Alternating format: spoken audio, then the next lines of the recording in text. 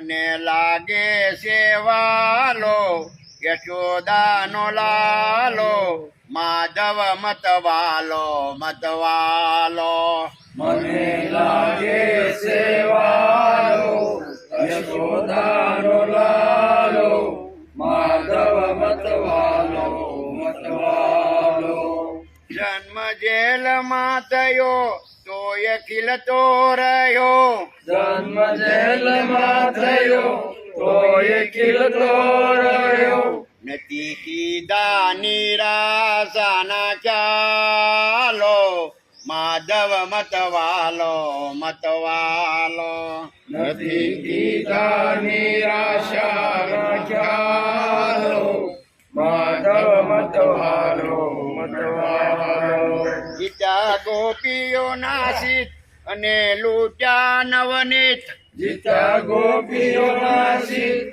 અને લૂટ્યા નવનીત તો એ લાગ્યો સકાલ ને એવાલો માધવ મતવાલો મતવાલો કોઈ લાગ્યો સકલ ને એવાલો માધવ મતવાલો મતવાલો બન્યો મામાનો કાળ માસી મારી તત્કાળ બનો મામાનો કાળ માસી મારી તત્કાળ પીધો મીરાનો ઝેર તણો પ્યાલો માધવ મતવાલો મતવાલો પીધો મીરાનો જે રતણો પ્યાલો માધવ મતવાલો મતવાલો દર્યો ગોવર્ધન હાથ હરે ઇન્દ્ર સાથે વાત તરો ગોવર્ધન હાથ ભરી ઇન્દ્ર સાથે બાત ભલે નાનો ગાયો નો ગોવાળ માધવ મતવાલો મતવાલો ભલે નાનો ગાયોનો ગોવાળો માધવ મતવાલો મતવાલો કીધો કુરુક્ષેત્ર જંગ રહ્યો પાંડવોની સંગ કીધો કુરુક્ષેત્ર જંગ ગયો પાંડવોની સંગ બન્યો પાર્થ તણો સારથી નિરાળો માધવ મતવાલો મતવાલો બનો પાર્થકણો સારથી નિરાળો માધવ મતવાલો મતવાલો ધર્યું સુદર્શન હાથ કીધા કૈકને માત ધરો સુદર્શન હાથ કીધા કંઈક ને મહાત જોએ યશોદાની પાસે બન્યો કાલો માધવ મતવાલો મતવાલો તો એ યશોદાની પાસે બહેનો કાલો માધવ મતવાલો મતવાલો મને લાગે સેવાલો યશોદાનો લાલો માધવ મતવાલો મતવાલો મને લાગે સેવાનો યશોદાનો લાલો માધવ મતવાલો મતવાલો કાયેન મનસા બુદ્ધ્યા કાયેન મનસા બુદ્ધ્યા કાયેન મનસા બુદ્ધ્યા કાયેન મનસા બુદ્ધ્યા કેવલેરિન્દ્રિયેરપી કેવલેરિન્દ્રિયેરપી કેવલેરિન્દ્રિયેરપી કેવલેરિન્દ્રિયેરપી કાયેન મનસા બુદ્ધ્યા કેવલેરિન્દ્રિયેરપી કાયેન મનસા બુદ્ધ્યા કેવલેરિન્દ્રિયેરપી યોગિના કર્મ કુર્વન્તિ યોગિના કર્મ કુર્વન્તિ યોગિના કર્મ કુર્વન્તિ યોગિના કર્મ કુર્વન્તિ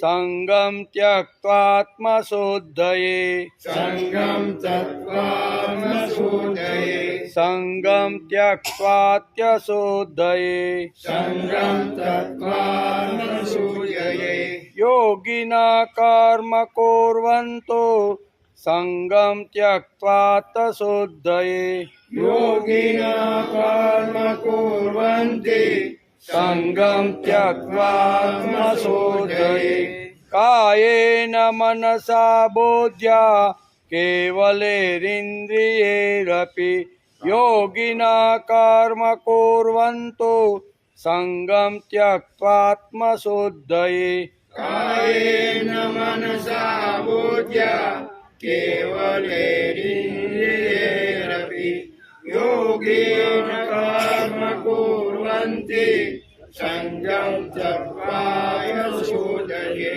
યુક્ત કર્મ ફલમ ત્યક્ત્વા યુક્ત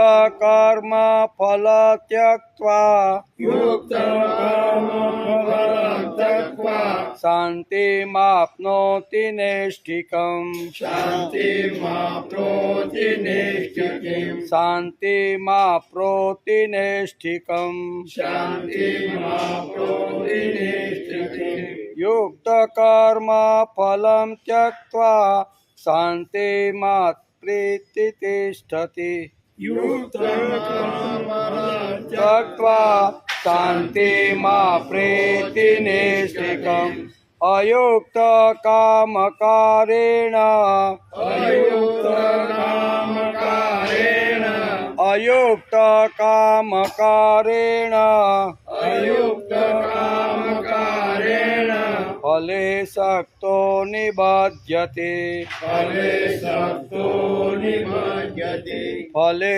શક્તો નિબધ્યતે ફલે શક્તો નિબધ્યતે અયુક્ત કામકારેણ ફલે શક્તો નિબધ્યતે અયુક્ત કામકારેણ ફલે શક્તો નિબધ્યતે યુક્ત કર્મ ફલ ત્યક્ત્વા શાંતિમાપ્નોતિ નૈષ્ઠિકમ અયુક્ત કામકારેણ ફલે શક્તો નિબધ્યતે યુક્ત કર્મ ફલ ત્યક્ત્વા શાંતિમાપ્નોતિ નૈષ્ઠિકમ અયુક્ત કામકારેણ ફલે શક્તો નિબધ્યતે 11-12 સાથે કાયેન મનસા બુદ્ધ્યા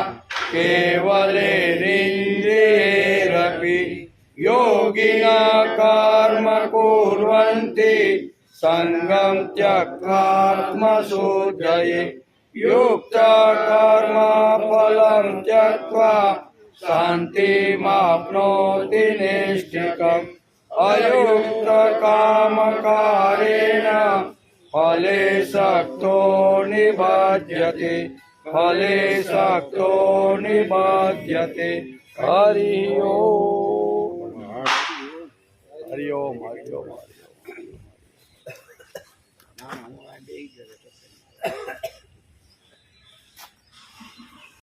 વસુદેવસુતં દેવં કંસચાણૂરમર્દનમ દેવકી પરમાનંદમ કૃષ્ણં વંદે જગદ્ગુરુ. ગુરુર્બ્રહ્મા ગુરુર્વિષ્ણુ ગુરુદેવો મહેશ્વર ગુરુ સાક્ષાત પરબ્રહ્મ તસ્મૈ શ્રી ગુરુવે નમઃ. નારાયણં નમસ્કૃત્યં નરં ચૈવ નરોત્તમં દેવી સરસ્વતી વ્યાસં તતો જયમુદીરય તતો જયમુદીરય.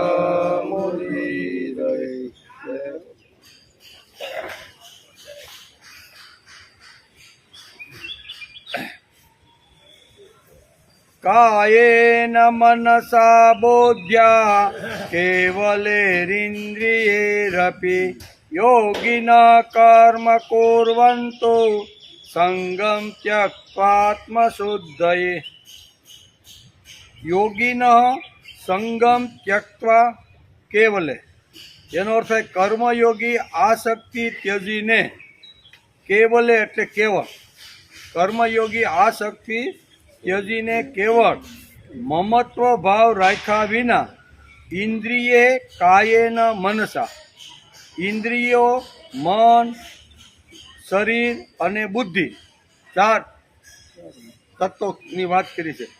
શું કીધું? ઇન્દ્રિયો કાયેન મનસા બુદ્ધ્યા, ઇન્દ્રિયો શરીર મન અને બુદ્ધિ દ્વારા આત્મશુદ્ધયે અંતઃકરણની શુદ્ધિ માટે અપી કર્મ કુર્વંતી, અંતઃકરણની શુદ્ધિ માટે જ કર્મ કરે છે. બરાબર ને? કર્મયોગી કેવો છે? આ ચારેયની શુદ્ધિ કરવા માટે કર્મ કરે. કર્મયોગી હોય ને આ ચાર વાતો, એનો આજે આપણે વિચાર કરવાનો છે. આખું ગુજરાતી ભાષાંતર એવી શું થાય? કર્મયોગી આસક્તિ ત્યજીને કેવળ મમત્વ ભાવ રાખ્યા વિના ઇન્દ્રિયો શરીર મન અને બુદ્ધિ દ્વારા અંતઃકરણની શુદ્ધિ માટે જ કર્મ કરે છે. આ ચાર વાતો અહીંયા ભગવાને આ શ્લોકમાં સમજાવી છે. આજે શ્રીમદ ભગવદ્ ગીતા ચિંતન શરૂ થયું એનો 266મો દિવસ. ગઈકાલે આપણે 5મા અધ્યાયના 10મા શ્લોકને નમસ્કાર કર્યા. એમાં કઈ વાત હતી? તો કે જે ભક્તિ યોગી બધા કર્મોને પરમાત્મામાં અર્પીને તેમજ આસક્તિને છોડીને કર્મ કરે છે એ સાધક જળથી કમળના પાંદડાની પેઠે પાપથી લેપાયમાન થતો નથી. ભગવાન આ કમળની પાંખડી અને પાણી આનું ઉદાહરણ આપીને અર્જુનને સમજાવે છે કે આવો જે પુરુષ છે ને એ શું કહેવાય? ભક્તિ યોગી એટલે કર્મોને પરમાત્મામાં જોડી દે છે તે, અને અનાસક્ત થઈને કર્મ કરે છે તે. જેમ જળની અંદર કમળની પાંદડી હોય તો કમળની પાંદડીને જેમ જળ સ્પર્શ કરતું નથી એમ એને પાપ સ્પર્શ કરતું. ઈવ પાપે ન લિપ્યતે, એ પાપ એને લિપ્ત કરી શકતું. આને આપણે ગઈકાલે આ શ્લોકને ઘૂંટીને આપણે સમજવાનો પ્રયત્ન કર્યો. ગઈકાલે આપણે જોતા હતા કે કેવળ કારુણ્ય વૃત્તિથી બુદ્ધિ ભ્રષ્ટતા આવે, હૃદયમાં કોમળતા કારુણ્યની સાથે સાથે વીર વૃત્તિ પણ હોવી જોઈએ. અર્જુન ખાલી કોમળ થઈ ગયો છે, વીર વૃત્તિને એને દેશવટો આપી દીધો છે. એટલે અહીંયા ભગવાન પોતે જ કહે છે કારુણ્ય આવી કંઈ ખોટું નથી. સંતો મહાપુરુષો આ બધા કરુણાથી ભરેલા જ છે, દયા ભાવ આ કારુણ્ય બધું એથી ભરેલા. અરે કારુણ્ય ખોટું નથી, પણ કારુણ્ય ઉપર જ પ્રેમ કરી અને વીર વૃત્તિને ત્યાગ કરી દેવો ને એ ખોટી વાત છે. એટલે વીર વૃત્તિને પણ કારુણ્યની સાથે રાખવી જોઈએ. એનો આપણે ગઈકાલે વિચાર કરતા હતા. પહેલા જે કૌરવો અર્જુનને ધૃતરાષ્ટ્રના દુર્બુદ્ધિ પુત્રો લાગતા હતા, કેવા જ્યારે યુદ્ધના મેદાનમાં થનગણતો જ્યારે ભગવાન 4 સફેદ રથ શું કહેવાય સફેદ ઘોડા લઈને જ્યારે કુરુક્ષેત્રમાં ભગવાન જ્યારે સારથી બનીને આવ્યા ને એ વખતે એણે બહુ પહેલાં જેની અંદર લખેલું છે કે પહેલું જ ભગવાનને કીધું કે આ દુર્બુદ્ધિ ધૃતરાષ્ટ્રના પુત્રોને આજે જ હું ખલાસ કરી દેવાનો છું. એટલે પહેલાં શરૂઆતમાં અર્જુનને શું લાગ્યું કે આ દુર્બુદ્ધિ ધૃતરાષ્ટ્રના બધા પુત્રો છે કે અમને હેરાન કરવામાં કોઈ આને બાકી રાખ્યું નથી, એટલે દુર્બુદ્ધિ લાગતો હતો. અર્જુનને કેવા લાગ્યા કે આ બધા દુર્બુદ્ધિના છે ને દુર્બુદ્ધિના માણસો આ જગતમાં પૃથ્વી ઉપર રહેવા જોઈએ. એવા થનગનાટ સાથે હાથમાં ગાંડિયું લઈ અને રણ મેદાનની અંદર એને પ્રવેશ કર્યો છે. હું તેથી અહીં કહે છે કે પહેલાં જ કૌરવ અર્જુનને ધૃતરાષ્ટ્રના દુર્બુદ્ધિ પુત્રો લાગતા હતા. એટલે એણે કીધું યોચ્યમાનનાવેક્ષેહમ યયેત્રે તે સમાગતા ધાર્તરાષ્ટ્રસ્ય દુર્બુદ્ધે હું લીખું ધાર્તરાષ્ટ્રસ્ય દુર્બુદ્ધે યુદ્ધે પ્રિય શિકર્ષવ. આ દુષ્ટ બુદ્ધિ દુર્યોધન જે છે એને જે સાથ સહકાર જે રાજાઓ આપવા માટે આવ્યા છે એ રાજાઓને પણ આજે હું જોઈ લઈ. શું કહે છે એ રાજાઓ એને જે સહકાર આપવા માટે આવ્યા છે ને ધૃતરાષ્ટ્રના પુત્રોની સાથે જે રાજાઓ એ રાજાઓને પણ આજે હું જોઈ લઈશ. આવી થનગનાટ કરતી યુવાની જ્યારે કુરુક્ષેત્રના મેદાનમાં આવે છે ને ત્યારે હું કહે સાહેબ આ વેદવ્યાસ લખે છે કે બુદ્ધિ એટલે કે બુદ્ધિ દુર્યોધનો યુદ્ધમાં હિત ઈચ્છનારા જે રાજાઓ આ સૈન્યમાં આવ્યા છે તે સૌ યુદ્ધ કરનારાઓને હું આજે સારી રીતે જોઈ લઉં. આ કાલે તો રહેવાના નથી. આવી થનગનાટ સાથે અર્જુન આવ્યો હતો. એમ જોતો ખરો કે આ દુષ્ટ દુર્યોધનને સહકાર આપવામાં આવવાવાળા આ મેદાનમાં કેટલી વાર ટકે છે, કેટલો આત્મવિશ્વાસ છે કે હું મરવા આવ્યો નથી, હું જીતવા અને મારવા માટે જ આવ્યો છું. આટલો આત્મવિશ્વાસ અર્જુનના મનમાં હતો અને એ લઈને જ પ્રવેશ કર્યું છે. ત્યારે વેદવ્યાસ કહે છે કે શરૂઆતમાં એણે અહીંયા ધૃતરાષ્ટ્રના પુત્રોને દુર્બુદ્ધો કીધા છે અને પછી બીજા શ્લોકની અંદર જ્યારે આ બધું જોયું ને ત્યારે એને સ્વજન લાગવા માંડ્યા. એક ને એક અધ્યાયમાં 2 વાત અહીંયા અર્જુનના મનની અંદર આવે છે એનો વિચાર છે. તેથી પહેલાં કૌરવ અર્જુનને ધૃતરાષ્ટ્રના દુર્બુદ્ધ પુત્રો લાગતા હતા અને હવે તેમને સ્વજન લાગવા માંડ્યા. કેવા હવે આ સ્વજનોને મારીને મારે નરકમાં જવું. અને પહેલા શ્લોકમાં એ બોલી ગયો કે આ દુષ્ટ કે દુર્યોધનને સહકાર આપવા અથવા ધૃતરાષ્ટ્રના પુત્રો સાથે જે આવ્યા છે ને એ દુર્બુદ્ધિવાળાને હું આજને આજ ખલાસ કરી નાખ. પહેલાં અર્જુનને આ લાગતું હતું અને મેદાનમાં ગયા અને ચારે બાજુ નજર કરી ત્યારે બધાને સ્વજન લાગવા પરબારી દ્રષ્ટિ બદલી ગઈ. એનું કારણ શું છે? વીર વૃત્તિ ચાલી ગઈ અને કારુણ્ય વૃત્તિ એની અંદર આવી, કરુણા આવી એટલે દયા આવી એટલે એ ભગવાનની સાથે આવી ઘણી બધી દલીલો કરે છે. તેથી તે ઉપસ્થિત સગળા બાંધવોને જોઈ એ કુંતી પુત્ર અર્જુન અત્યંત કરુણાથી ઘેરાઈને વિષાદ કરતા આ વચન બોલ્યો. હું બોલ્યો? પહેલા એને દુષ્ટ બુદ્ધિ દુર્યોધન લાગતો હતો, હવે એને સ્વજન લાગ્યો. શું કે છે? દ્રષ્ટવ્ય મેં સ્વજનમ કૃષ્ણ યુયુસ સમુપસ્થિતમ દ્રષ્ટા મેવ સ્વજન કૃષ્ણ. હવે એને સ્વજન લાગવા, હે કૃષ્ણ આ તો બધા મારા સ્વજનો છે. પહેલા એને ભગવાનને કીધું કે આ દુર્બુદ્ધિ દુર્યોધનની સાથે આવેલા રાજા બધા દુષ્ટ છે એને હું ખલાસ કરું, પણ હવે પાછો ફરીને કહે છે કે આ તો બધા સ્વજન છે. નજર ફેરવી બે વચ્ચેમાં તો એને આવી રીતનું લાગ્યું. હે કૃષ્ણ યુદ્ધ ક્ષેત્રમાં ઉભેલા યુદ્ધ કરવા ઈચ્છતા આ સ્વજન સમુદાય જોઈને મારા અંગો શિથિલ થઈ ગયા. આ સ્વજનો લાગવા માંડ્યા. પહેલા દુષ્ટ બુદ્ધિ દુર્યોધનના આ બધા લાગતા હતા, હવે અર્જુને સ્વજન લાગવા માંડ્યા. વચ્ચે સ્વ ઘૂસી ગયો. કેવો સ્વ ઘૂસી ગયો? અને સ્વ ઘૂસી ગયો મારા પણ આવ્યું ને એટલે હવે એને પોતાના લાગવા માંડ્યા. પહેલાં તો એમ જ કહેતો હતો કે આ બધાએ અમને હેરાન કરવામાં કોઈ બાકી રાખ્યું નથી, એટલે આ બધાને હમણાં ખલાસ કરું, પણ મેદાનમાં ગયા પછી એને બધા સ્વ ઘૂસી ગયો વચ્ચે. હું આવ્યું અહીં વેદવ્યાસ લખે છે કે અહીંયા અર્જુનના મનમાં સ્વ ઘૂસી ગયો એમ. તેથી હવે અર્જુને સ્વજન લાગવા માંડ્યા. વચ્ચે સ્વ ઘૂસી ગયો. અર્જુનને એમ લાગ્યું કે સામેવાળા બધા આપણા જ છે. હું આ બધા આપણાને કેમ મરાય છે. પેલા એને દુષ્ટ બુદ્ધિ દુર્યોધન લાગતો હતો ને હવે એ જ દુર્યોધન અહીંયા એને સ્વજન લાગવા માંડ્યો. તેથી 41મા શ્લોકમાં સ્પષ્ટતાથી કહી દીધું છે કે હું આને મારવાનો નથી. આ તો મારા બાંધવો છે, આ તો મારા આ દાદાના શું કહેવાય ઘણા બધા સગા સંબંધીના બધા આ લડવા એને એ મને મારી ત્યાં સુધી બોલ્યો છે કે દુષ્ટ દુર્યોધન જો મને મારી નાખે ને તો હું હણવા માટે તૈયાર છું, પણ હવે હું ગાંડી ઉપાડવાનો નથી. એમ કરીને ગાંડી ફેંકી અને પાછલી બેઠક ઉપર બેસી ગયો. પહેલા અધ્યાયના છેલ્લા શબ્દોમાં અર્જુન આ બોલ્યો છે. હવે એને બધા સ્વજન લાગવા માંડ્યા. કેવા? તેથી આ બધા મારા સ્વજન છે, જન્મ મટીને સ્વજન થઈ ગયા છે. અર્જુન તે બધા યોદ્ધાઓની સામે લડવા આવ્યો હતો. હું અર્જુન શા માટે આવ્યો હતો ભાઈ? કોઈ પાર્ટીમાં નહોતો આવ્યો કે હાલો ક્રિકેટ રમે છે ને આપણે જરીક જોવા માટે જાય. કોઈના લગ્ન થાય છે ને વાડીમાં આપણે ફાર્મ હાઉસમાં આમંત્રણ આપ્યું છે ને એટલે હાલો આપણે જરીક જમતા આવી. અહીં કાંઈ જમવા માટે બે પાર્ટી ભેગી થાય, બંને પાર્ટી યુદ્ધ માટે જ ભેગી થઈ હતી. એટલે અહીં કહે છે કે આ બધા સ્વજન છે, જન્મ મટીને સ્વજન થઈ ગયા. અર્જુન તે બધા યોદ્ધાઓની સામે લડવા આવ્યો હતો. તો પછી ધૃતરાષ્ટ્રના પુત્રો સ્વજન કેમ થઈ ગયા? પ્રશ્ન આ છે.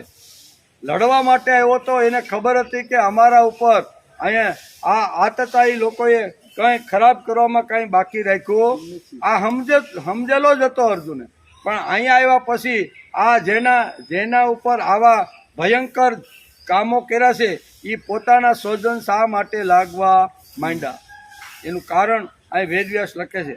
તો પછી ધૃતરાષ્ટ્રના પુત્રો સ્વજન કેમ થઈ ગયા? આ જ બુદ્ધિ ભ્રષ્ટતા. આને કહેવાય બુદ્ધિ ભ્રષ્ટતા.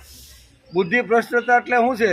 પહેલાં એને આવી રીતના દુષ્ટ બુદ્ધિના લાગતા હતા અને હવે પછી એને સ્વજન લાગવા માંડ્યા. વસ્તુ એકની એક છે, એક જ મેદાન છે. હજી તો આવી રીતના હજી લડાઈ તો શરૂ થઈ નથી. બે વાત અર્જુનના મનમાં અહીંયા વ્યાસ ચિત્રે છે કે પ્રથમવાર દુર્બુદ્ધિ દુષ્ટો લાગવા માંડ્યા અને એ જ માણસોને પછી સ્વજન લાગવા માંડ્યા. એનું કારણ શું છે?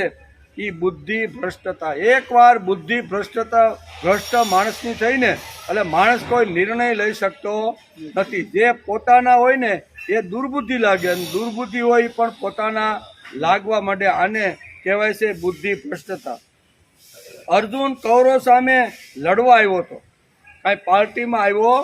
હું આવ્યો હતો અહીંયા લડવા માટે જ આવ્યો હતો ને. એ તો આપણે બધાને ખબર. અર્જુન શું કામ આવ્યો હતો ભાઈ? લડવા માટે જ આવ્યો. તેથી ભગવાનને કહી દીધું કે મારે જેને મારવાના છે ને એ બધાની વચ્ચે તમને લઈ જાઓ, હું છેલ્લી વાર જોઈ લો.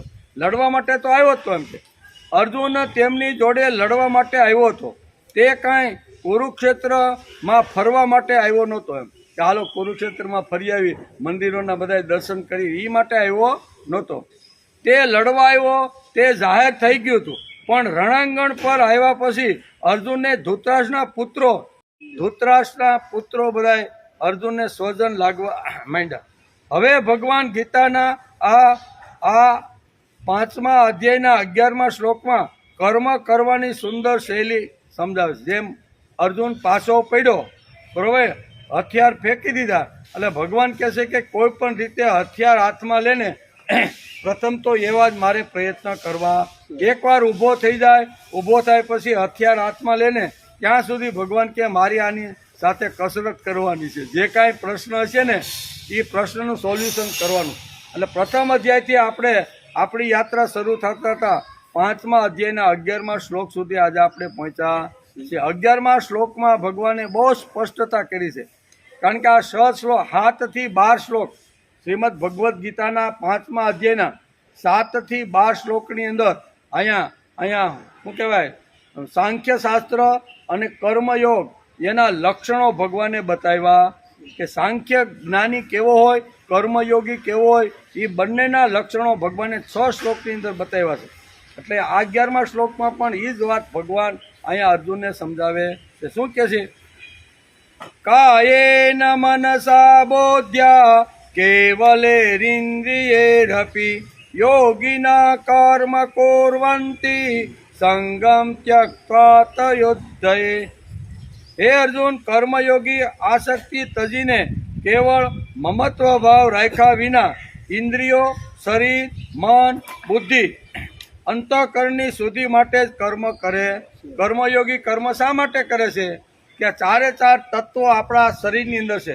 મન છે, બુદ્ધિ છે, શરીર છે અને ઇન્દ્રિયો છે. આ ચારે ચારની શુદ્ધિકરણ માટે અહીંયા કર્મયોગી કર્મ કરે છે. નકર ઈ કર્મયોગી તો ભગવાનનો લાડકો દીકરો છે, પણ છતાંય કર્મ છોડતો નથી. શા માટે? તો કે શરીરની અંદર રહેલા મન, બુદ્ધિ, ઇન્દ્રિય અને શરીર, આ ચાર જે તત્વો છે ને એના શુદ્ધિકરણ માટે અહીંયા કર્મયોગી રાત દિવસ કર્મ કરે છે. એ આ શ્લોકની અંદર ભગવાન સમજાવે છે. આ શ્લોકમાં યોગીના પહેલો શબ્દ આવે છે. કાયેના મનસા બુદ્ધિ કેવલેન્દ્રિય યોગીના કર્મ કુર્વંતિ. યોગીના શબ્દ ભગવાને અહીંયા આ શ્લોકની અંદર એક શબ્દ ભગવાને વાપર્યો છે. આ શ્લોકમાં યોગીના શબ્દ પદ ભગવાને આ શ્લોકમાં વાપર્યું છે. કર્મયોગીને માટે આવ્યું છે જે યોગીઓ ભગવત પર્ણ બુદ્ધિથી કર્મો કરે છે તેઓ ભક્તિ યોગી કહેવાય છે. કર્મ એટલે કે ભગવત પર્ણ બુદ્ધિથી કર્મ જે કરે છે તેઓ ભક્તિ યોગી કહેવાય છે. ભક્તિ યોગી કોણ? તો કે આવી રીતના. પરંતુ જે યોગીઓ કેવળ સંસારની સેવાને એટલે કે સેવાને માટે સેવા નિષ્કામ ભાવપૂર્વક કર્મ કરે છે તેઓ કર્મયોગી કહેવાય છે. કર્મયોગી પોતાના કહેવાતા શરીર, ઇન્દ્રિયો, મન, બુદ્ધિ વગેરેથી કર્મો કરતો હોવા છતાં પણ તેમને પોતાના નથી માનતો. કર્મયોગી છે આ બધું ઇન્દ્રિયોની પ્રમાણે બધા કામ કરે છે, પણ અહીં કહે છે કે ઇન્દ્રિયો, મન, બુદ્ધિ વગેરેથી કર્મો કરતો હોવા છતાં પણ તેમને પોતાનો નથી માનતો, પરંતુ સંસારના જ છે. કારણ કે શરીર, મન, બુદ્ધિ વગેરેની સંસારની સાથે એકતા હોય છે. મન, બુદ્ધિ, શરીર, આપણી જે ઇન્દ્રિયો છે ને એ તો સંસારની સાથે જોડાયેલી જ છે. એના વગર કોઈ માણસ સંસાર કરી શકે. મન હોય, બુદ્ધિ હોય, ઇન્દ્રિયો હોય અને શરીર, આ ચાર વસ્તુથી જ આખા સંસારની અંદર રહીને દરેક કૃતિ માણસ કરતો હોય છે. સારી કરે, ખરાબ કરે, શુભ કરે, અશુભ કરે, જે કાંઈ કૃતિઓ થાય છે ને એ આ ચાર દ્વારા થતી રહેલી છે. તેનો સંબંધ તો અહીંયા વિષયો સાથે રહેવાનો જ છે એમ કે. પછી બીજું કાયેન મનસા, એક શબ્દ ભગવાને અહીંયા વાપર્યો. સાધારણ મનુષ્યો પોતાના માને છે તે શરીર, ઇન્દ્રિયો, મન, બુદ્ધિ વાસ્તવમાં કોઈ પણ દ્રષ્ટિએ પોતાના નથી, બલકે આ આપણને મળેલા છે. કેવા છે? મન, બુદ્ધિ, ઇન્દ્રિય અને શરીર આ કોઈ આપેલા નથી, પણ ભગવાને આપને મેળવી આપ્યા છે, એટલે કે મળેલા છે. એટલે મળેલી વસ્તુ છે આ બધી. આ શ્લોકમાં ભગવાન કહે છે સંગમ ત્યક્ત્વા યોગિન. એક શ્લોક, આ શ્લોકમાં એક ભગવાને આ શબ્દ હોય શું વાપરો? સંગમ ત્યક્ત્વા યોગિન આત્મશુદ્ધિએ કર્મ કુર્વંતિ. આત્માની શુદ્ધિ માટે કર્મયોગી કર્મ કરતો રહેલો છે. આત્માની શુદ્ધિ કોઈ પણ રીતે માણસે કરવી જોઈએ, એમ આ શ્લોકની અંદર ભગવાન આપણે અર્જુનને માધ્યમ બનાવી, નિમિત્ત બનાવી આખી માનવ જાતને ભગવાન કહે છે. તેથી યોગીઓ સંગ છોડીને એટલે કે આસક્તિ છોડીને આત્મશુદ્ધિને માટે કર્મ કરે છે. યોગીઓ શું કામ કરે? સંગ છોડવાનું. સંગ એટલે આસક્તિ રાખ્યા વગર યોગીઓ સંગ છોડીને અંતઃકરણની શુદ્ધિ માટે કર્મ કરે છે. તેથી રોજ માણસે અંતઃકરણની શુદ્ધિ કરવી જોઈએ. રોજ આપણે જેમ ખોરાક લઈએ છીએ ને, ખોરાક તો કોઈ 2 ટાઈમ લેતું હોય, કોઈ 1 ટાઈમ લેતું હોય, કોઈ 3 ટાઈમ લેતું હોય, પણ ખોરાક વગર માણસનું શરીર ટકવાનું નથી. જેમ આપણે ખોરાક દરરોજ લઈએ છીએ, જેમ પાણી આપણે દરરોજ પીએ કે નહીં, ઉનાળામાં તો ઘણું બધું 4-5 લીટર આપણા શરીરમાં વહી જતું છે. તો પાણી જેમ દરરોજ પીએ છીએ, ખોરાક જેમ દરરોજ લઈએ છીએ, શ્વાસોશ્વાસની ક્રિયાઓ આપણી દરરોજ થતી રહે, આ બધી ક્રિયાઓ થાય કે નહીં? તો આ બધી જે ક્રિયાઓ થાય છે એ ક્રિયાઓને જો શુદ્ધિ માટે એટલે કે અંતઃકરણને જો શુદ્ધ બનાવવાનું હોય તો આ બધી જે ક્રિયાઓ છે ને એ ક્રિયા યોગી ન શબ્દ વાપર્યો છે. એટલે ભગવાનની સાથે બધી જ ક્રિયાઓને માણસે જોડી દેવી જોઈએ એમ કે. તેથી અહીંયા કહે છે કે સંગમ ત્યક્ત્વા યોગિન આત્મ શુદ્ધયે કર્મ કુર્વંતી. યોગીઓ સંગ છોડીને એટલે કે આસક્તિ છોડીને આત્માની શુદ્ધિ માટે જ કર્મ કરે છે એમ ગીતાકાર સ્પષ્ટ આ શ્લોકની અંદર. યોગીઓ કેવી રીતે કર્મ કરે છે ભાઈ? પ્રશ્ન છે યોગીઓ જે છે એ કેવી રીતે કર્મ કરે છે? તો ભગવાન કહે છે કે કાયેન મનસા બુદ્ધા. કેવા?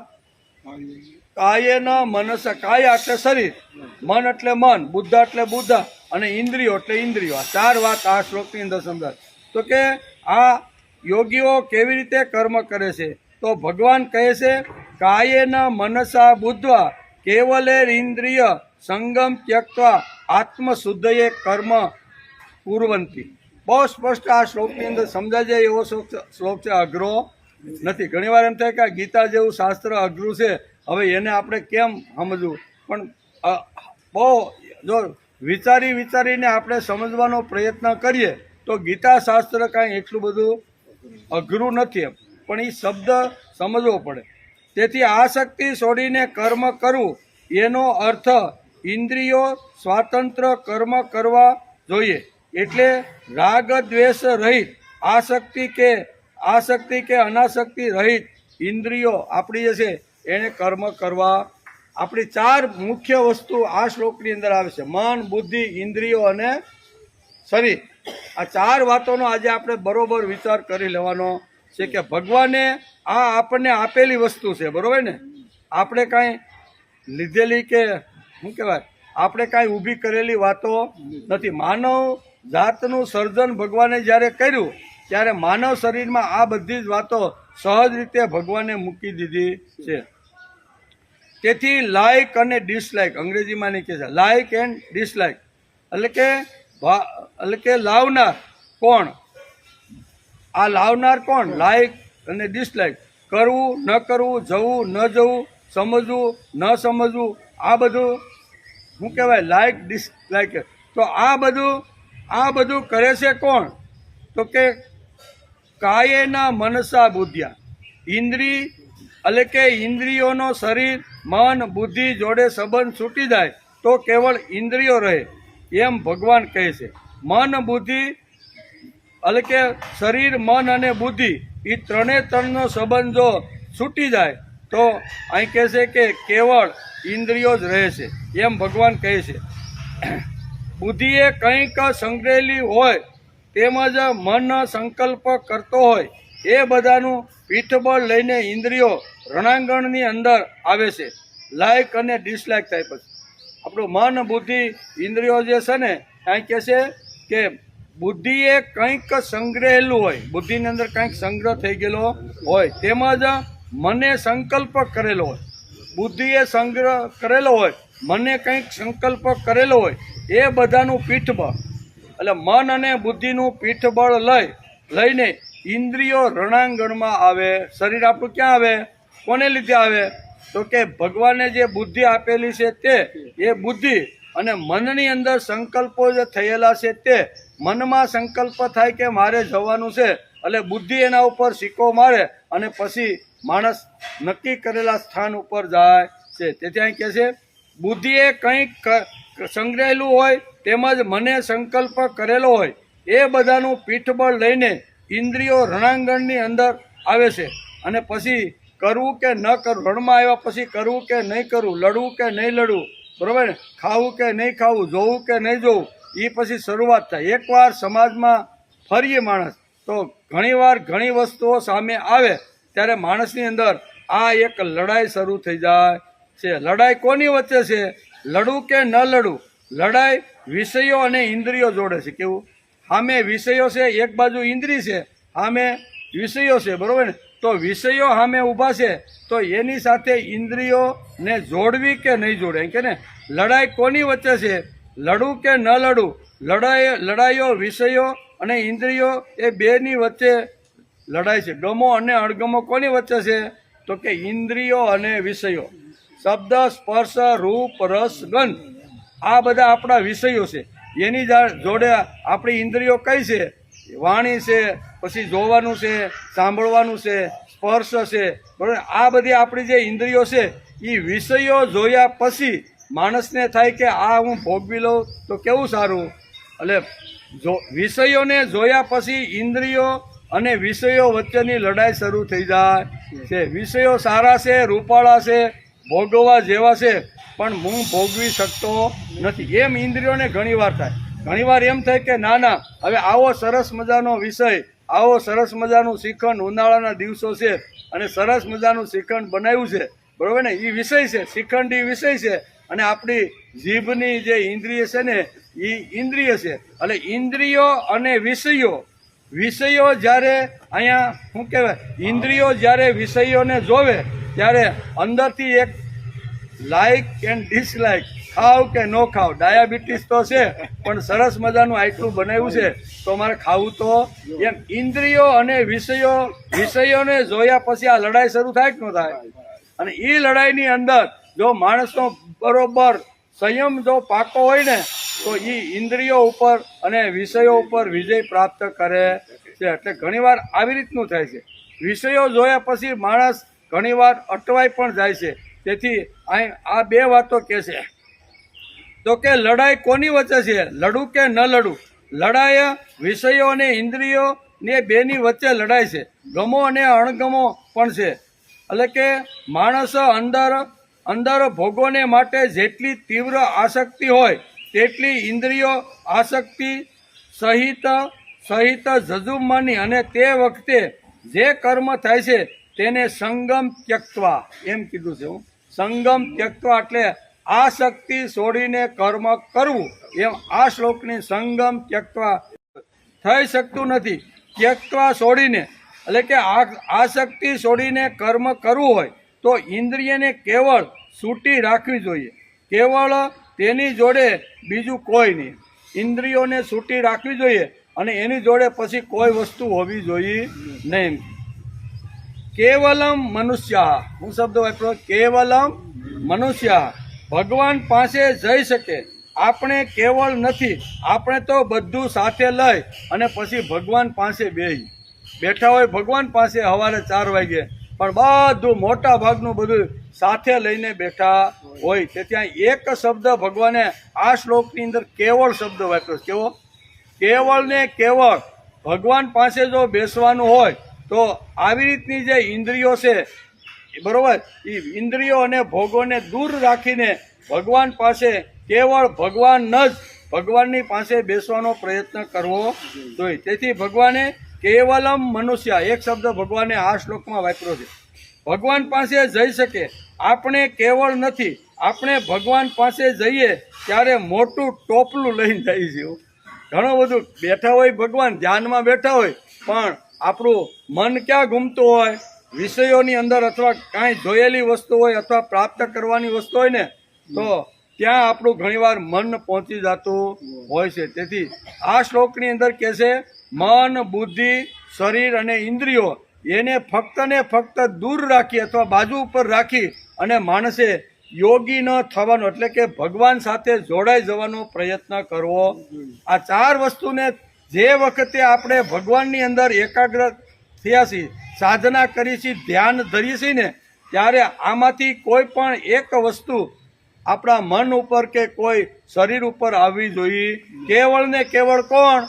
મારો ભગવાન. હું જે ભગવાનને માનું છું, મેં જેને ભગવાન તરીકે મારા ઘરની અંદર, હૃદયની અંદર જે બેસાડ્યા છે ને, એનું જ ધ્યાન, કેવળ એ ભગવાન જ મારા શરીરને મારી આંખની સામે કે હૃદય, તો માણસનું મન શુદ્ધ થાય. અંતઃકરણ જો શુદ્ધ, એક શબ્દ વાપરો, અંતઃકરણની શુદ્ધિ માટે કર્મયોગી સતત આવી ઇન્દ્રિયો પાસે, પછી ઇન્દ્રિયો કઈ છે તો કે આપણી હાથ છે, પગ છે, આપણા જે વાણી છે, કાન છે, નાક છે, એ આપણી બધી ઇન્દ્રિયો છે.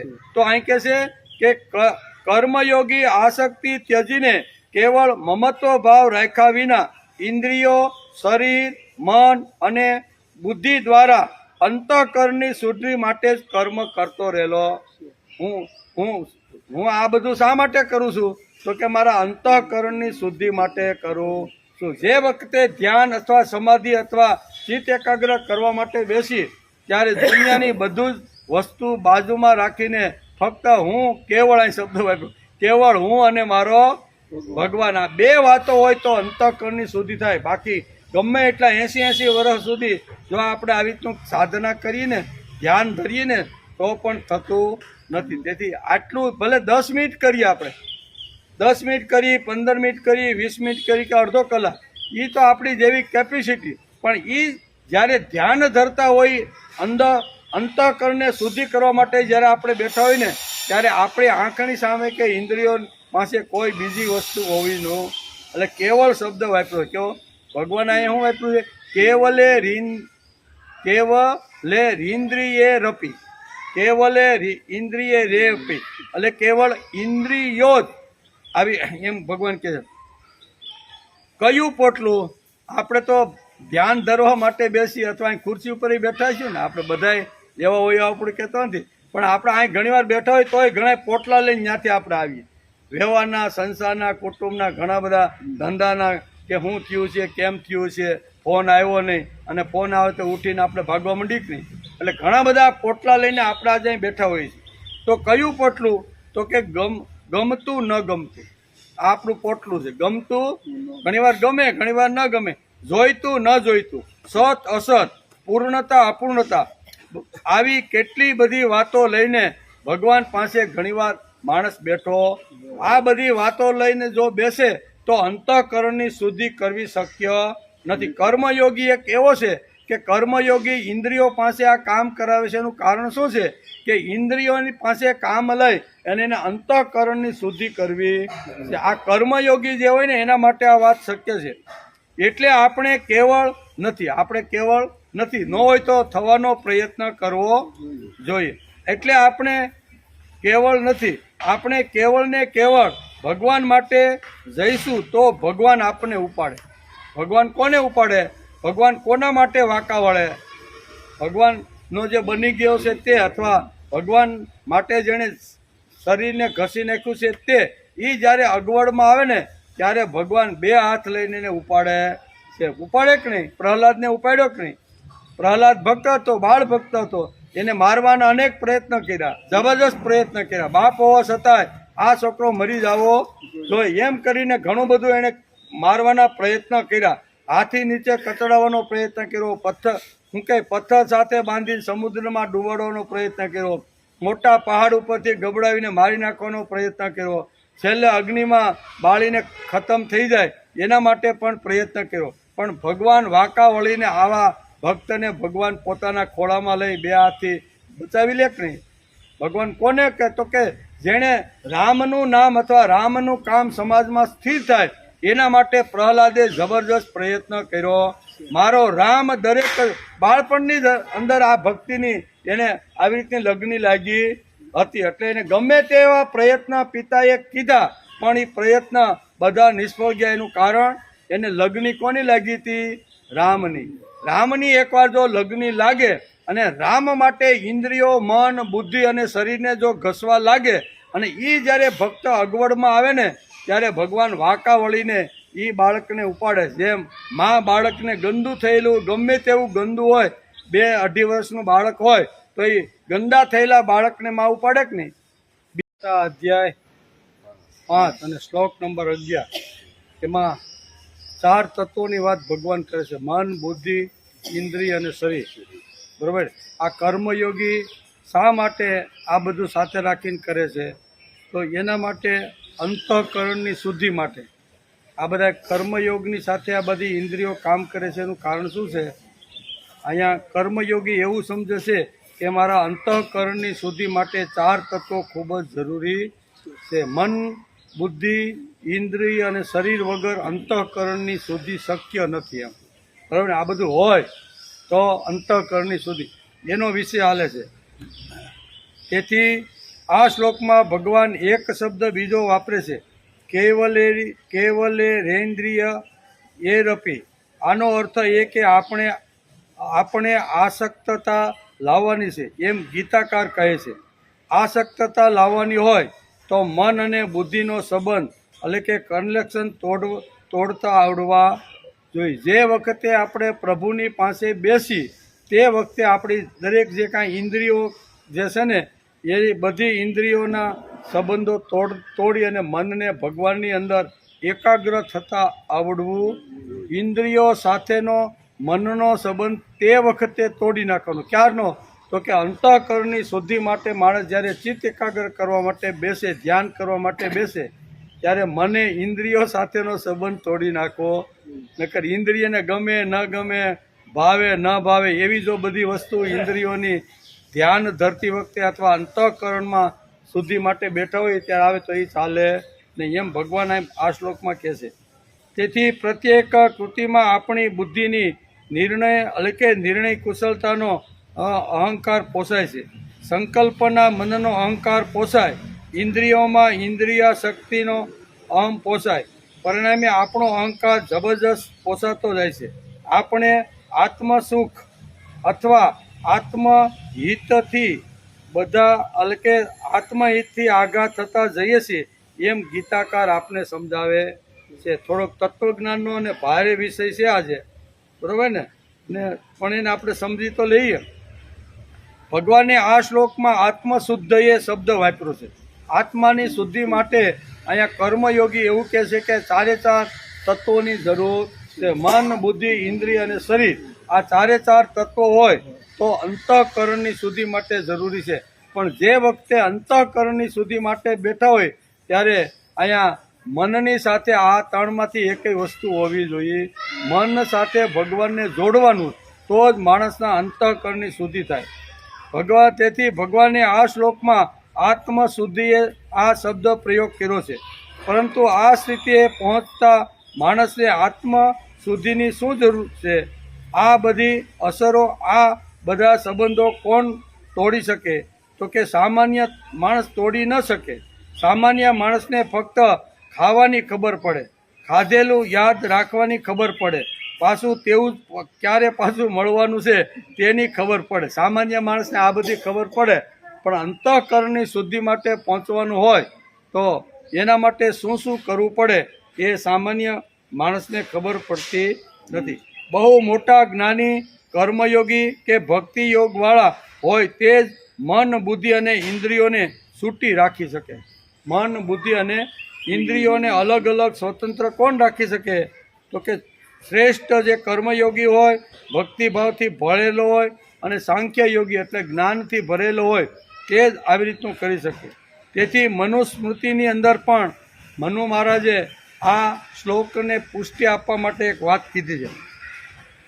અગ્નિગાત્રાણિ શુદ્ધ્યન્તે મનસત્વેન શુદ્ધ્યતિ વિદ્યા તપો ભયાભૂતાત્મા બોધયા જ્ઞાનેન શુદ્ધ્યતિ. પાણીથી શરીર શુદ્ધ થાય છે. આ શ્લોકનો અર્થ એવો થાય છે કે પાણીથી શરીરની શુદ્ધિ થાય છે. કોણ કહે છે? મનુ મહારાજ મનુસ્મૃતિની અંદર આ 5મા અધ્યાયની અંદર આ 109મા શ્લોકની અંદર મનુસ્મૃતિમાં આ વાત લખેલી છે. શું લખ્યું છે કે અગ્નિ ગાત્રાણી શુદ્ધયંતી મન સત્યેન શુદ્ધયંતી. એટલે પાણીથી શરીર શુદ્ધ બને છે, સત્યથી મન શુદ્ધ થાય છે, વિદ્યાથી અને તપથી જીવાત્મા શુદ્ધ બને છે અને જ્ઞાનથી બુદ્ધિ શુદ્ધ થાય છે. આ મનુસ્મૃતિમાં મનુએ લખ્યું. આ 4 તત્વો કેવી રીતના શુદ્ધિકરણ કરી શકાય એ આપણા આધ્યાત્મિક ગ્રંથ કહી તો મનુસ્મૃતિની અંદર આ બધી વાતો લખેલી છે. તેથી રોજ માણસે સ્નાન શા માટે કરવાનું? શરીર આપણે રોજ વિસળી છે ને, કોઈ ફુવારા નીચે નાતા છે, અલગ અલગ ટાઈપના શેમ્પૂ છે, સાબુ છે, એનાથી આપણા શરીરને શા માટે? કે આ શરીરની અંદર ભગવાન આવીને બેઠો છે, તેથી હું ભગવાનને સ્નાન કરાવું છું. આ હેતુથી જો આપણે આ સ્નાન કરતા હોય તો સ્નાન કરવું એ પણ આપણી ભક્તિ બની જાય છે. એટલે કહે છે કે પાણીથી શરીર શુદ્ધ થાય. એટલે ફક્ત શુદ્ધિ માટે સ્નાન નહીં, પણ મારા અંદર રહેલા અંતરાત્મામાં જે ભગવાન બેઠો છે એનું હું શુદ્ધિકરણ કરતો રહેલો. સ્નાન કરતી વખતે આ ભાવના જો માણસની ભેગી એની સાથે બંધાઈ જાય તો ભલે સ્નાન તો કરે છે, સાવર નીચે ફુવારા નીચે તો નાય છે, પણ નાવું એ પણ એક ભક્તિ બની જાય છે. પ્રત્યેક ક્રિયાની અંદર અહીંયા શું કહે છે, 2 ભક્તિના ટીપા નાખી દઈ એટલે એ આપણી કૃતિ બહુ સારી થઈ જાય છે. તેથી તેથી પાણીથી બધા ગાત્રો શુદ્ધ થાય, મન પ્રામાણિકતાથી શુદ્ધ થાય, પછી સાચું બોલવાથી આપણી વાણી શુદ્ધ થાય છે, અંતઃકરણ વિદ્યા અને તપથી શુદ્ધ થાય છે, અને બુદ્ધિ જ્ઞાનથી શુદ્ધ થાય છે. એટલે શું? આ બધા તારા છોકરાએ શીખ કે તું આ તારો નથી. બાપે ઘણી વાર કહેતો હોય આને લઈ લે તારા છોકરા તમે બેસો ત્યારે છોકરો થયો, તારો હોતી છે. પણ ભાઈ બોલે હું આને લઈ લે એ પણ ગંદુ સાફ કરવા માટે બાપ પણ તૈયાર થતો. એ માં જ એક આવી રીતનું તત્વ છે, શક્તિ છે કે પોતાના બાળકને ગમે તેટલું મેલું થયું હોય, ગમે તેટલું આવી રીતનું બગાડ્યું હોય ને, પણ એ માં જ એને સાફ કરે છે. તેથી વાંકા માં એ ભગવાન છે. ભગવાન વાંકા કોના માટે વળે?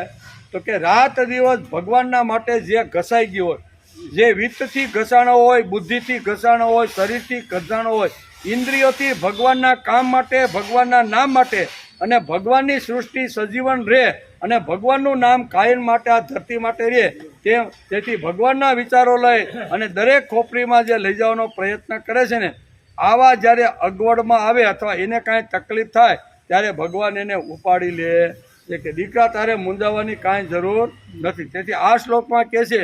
પણ આપણે તો બધા ભગવાન પાસે બેસી તો મોટા બધા પોટલા લઈને બેસી છે. 2 કલાક જો આપણે ખુરશી ઉપર બેસવાનું હોય ને તોય ઘેરેથી કે સમાજમાંથી કે કુટુંબમાંથી કેટલા પોટલા લઈને અહીંયા બેઠા. એ પોટલાને 2 કલાક માટે અહીંયા વિદાય આપવાની જરૂર, તો ભગવાન આપણને ઉપાડે. નકર ભગવાન કાંઈ એવો નવરો નથી. એમ એટલે આપણે કેવળ નથી, આપણે કેવળને કેવળ ભગવાન માટે જ જઈશું તો ભગવાન ઉપાડે. કેવળ ભગવાન આપણે ક્યારે ઉપાડે? ફક્ત ને ફક્ત મારી જે કાંઈ ઇન્દ્રિયો છે, મારું મન છે, બુદ્ધિ છે, ઇન્દ્રિય છે અને શરીર છે, આ 4 જે તત્વો છે, 4 જે સાધનો છે ને, એ 4 સાધનોનું વલણ જો ભગવાન તરફ હોય અને ભગવાન માટે જો એ ક્રિયાઓ, આ મન, બુદ્ધિ, ઇન્દ્રિય અને શરીર, આ બધા સાધનો ભગવાન માટે જો કામ કરતા હોય તો એની ઉપાડવાની જવાબદારી ભગવાન પોતાના ઉપર લઈ લે છે. તેથી આ શ્લોકમાં ગીતાકારે એક શાસ્ત્રીય સિદ્ધાંત આપને સમજાવવાનો પ્રયત્ન કર્યો છે. આ શ્લોકમાં ગીતાકારે બહુ શાસ્ત્રીય ચિત્રણ રજૂ કર્યું છે કે યોગીઓ કે અનાસક્ત હોય છે. તેથી જ ભગવાનને આ શ્લોકમાં સંગ ત્યક્ત્વા કેવલેન્દ્રિય કે કર્મ કુર્વંતી, એટલે આસક્તિ છોડીને કર્મો કરો, એમ ગીતાકાર બહુ સ્પષ્ટ રીતે આ શ્લોકની અંદર આપને સમજાવે. આસક્તિ છોડ કેવી? એની અંદર આસક્ત નહીં થવાનું, અનાસક્ત થઈને માણસ જો કર્મ કરે એવું આ શ્લોકમાં ભગવાન કહે છે. ઇન્દ્રિયોને ખોરાક ભાતું કે બીજું કંઈ અંદરની વૃત્તિ આપે છે. બરાબર, આપણી જે ઇન્દ્રિયો છે ને એને ખોરાક તો જોઈએ કે નહીં. આપણને જેમ ખોરાક હલન ચલન કરવા માટે કે વ્યવહાર કરવા માટે શરીરની અંદર ખોરાક તો નાખવો પડે કે નહીં, એમ આપણી જે ઇન્દ્રિયોનો જે ખોરાક છે, ભાતું કે બીજું કંઈ અંદરની વૃત્તિ આપણને આપતી રહેલી છે. એમ કે મન, બુદ્ધિ અને ઇન્દ્રિયો એ 3 તત્વોને કંઈ ને કંઈ જોઈએ છે. એ 3 ભેગા થઈને એકબીજાનું ભેગું કરીને આપણને દોડાવે છે. આપણે દોડી છીએ કોના હિસાબે? તો કે મન, બુદ્ધિ, અહીં કીધું ને કે 3 તત્વો છે, મન, બુદ્ધિ અને ઇન્દ્રિયો. એ કંઈક ને કંઈક અહીંયા શરીર પાસેથી લઈ અને આપણને દોડાવે છે, અને એ બધા ભેગા થઈને એકબીજાનું ભેગું કરીને આપણને દોડાવે છે. માણસની અંદર કે માણસના અહમને 3 વાતો ચીટકી બેઠી છે. કેટલી? માણસનો જે અહમ છે ને એને 3 વાતો ચીટકીને બેઠી છે. એક તો વિષયાશક્તિ, માણસના મનને બરોબર વિષયોએ પકડી રાખ્યો છે. બીજું સંકલ્પ શક્તિ, અને ત્રીજી છે બુદ્ધિ શક્તિ, એટલે કે નિર્ણય કુશળતા. આ 3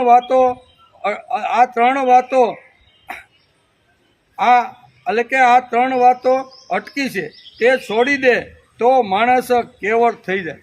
આ 3 વાતો ચીટકીને જે બેઠી છે એને છોડવાનો જો પ્રયત્ન થઈ જાય તો માણસ કેવો થઈ જાય?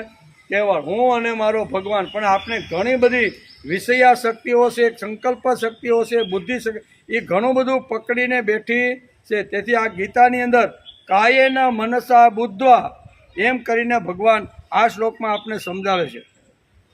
આની સમજણ જેને હોય તે માણસો સ્વતંત્ર થઈ જાય છે. પછી તેના કર્મો આત્મશુદ્ધયે, શબ્દ એક વાક્ય શું છે? આત્મશુદ્ધયે. એક આ બીજી કડીની અંદર બીજી લીટીમાં ભગવાને આત્મશુદ્ધ શબ્દ વાપર્યો છે. સંકલ્પ વગરના કર્મોનો આનંદ પણ ન થાય, કારણ કે તેની અસર માણસ ઉપર થાય નહીં. આ શક્તિ છોડી નથી, તેથી ગીતાની અસર ન થાય. બરોબર ને? એટલે માણસે અનાસક્ત થઈને ગીતા સાંભળવા માટે બેસવું જોઈએ. આપણે ગીતા સાંભળીએ, આપણે ટાઈમ મળે તો બીજે બેવું, એના કરતાં હાલો નહીં વડલા હેઠે જઈ આવું જો કરીને બેસી તો નહીં. મારે ગીતામાં ઘણી બધી વાતો સમજવાની છે અથવા સમજ્યા પછી જીવનમાં લાવવાની છે. તેથી હું મારી ઉપાસના કરવા માટે હું સાંભળવા માટે જાઉં. જ્ઞાનની ઉપાસના કરવા માટે મારે જવાનું છે. આ જો સિદ્ધાંત માણસના મગજમાં બરોબર જો બેસી જાય ને તો ગીતાની વાતો છે, શાસ્ત્રની વાતો છે, સત્સંગમાં જે કાંઈ વાતો થાય ને એ વાતો આપણા જીવનમાં ઉતરે. ટાઈમ પાસ કરવા માટે જે જાતા હોય એ ગમે એટલા વર્ષ 90 વર્ષ સુધી કદાચ કાંઈ સાંભળે અને ખાલી ટાઈમ પાસ કરવા માટે હારો સમાજ બેઠો છે, બીજે ગામ ગપાટા મારવા, એના કરતાં હાલોની ખુરશી ઉપર જઈને બેસીશું. આ હેતુ એનો જો હોય ને તો ગમે તેટલી સારી ગીતાની વાતો થાય તો પણ જીવનમાં આવતી નથી. મારે જ્ઞાનની ઉપાસના કરવી છે, જ્ઞાનની સાધના કરવી છે, ગીતાને બરોબર સમજી લેવી છે. અને ગીતાનું આખા દુનિયાભરની અંદર આટલું મોટું મહત્ત્વ ભગવાને અને આખા વિશ્વના લોકોએ ગીતાને શા માટે મહત્ત્વ આપ્યું છે એ મારે તત્વ જાણી લેવું છે. આ હેતુથી જો આપણે અહીં બેસતા હોય ને તો ગીતાની એક એક વાત આપણી અંદર આવે. ટાઈમ પસાર કરવા બેસી તો આવે નહીં, બીજે બેસવું એના કરતાં અહીંયા સારું છે એમ સમજીએ તો આવે નહીં. બીજે બેસી તો ધુવાડા ખાવા પડે, બીડી બાજુમાં પીતો એને વળે. અહીં તો એ વડલાનો સાયો 24 કલાક, અહીં પીપળાનો ઓક્સિજન મળે, હાલની ત્યાં જાય. શુદ્ધિકરણ છે એમાં અહીંયા વેદ વ્યાસ પણ મનુસ્મૃતિમાં આ આપણે આપે છે. તેથી બુદ્ધિ અહંકાર રહિત થઈ શકે છે. આ ત્રણને જુદા કરવાનું જ્ઞાન જેને થયું છે તેની બુદ્ધિ શુદ્ધ થાય છે. ગીતાકાર આ શ્લોકમાં કહે છે કે આપણે ત્રણને સ્વતંત્ર હલનચલન કરવા દો. ઇન્દ્રિયો હલનચલન કરશે પણ મન કરશે જ નહીં એવું નથી. એમ મન ઘણીવાર અસહકાર કરે એવું પણ બને. જ્યાં મન કામ કરશે ત્યાં ઇન્દ્રિયો કામ કરશે જ એવું નહીં.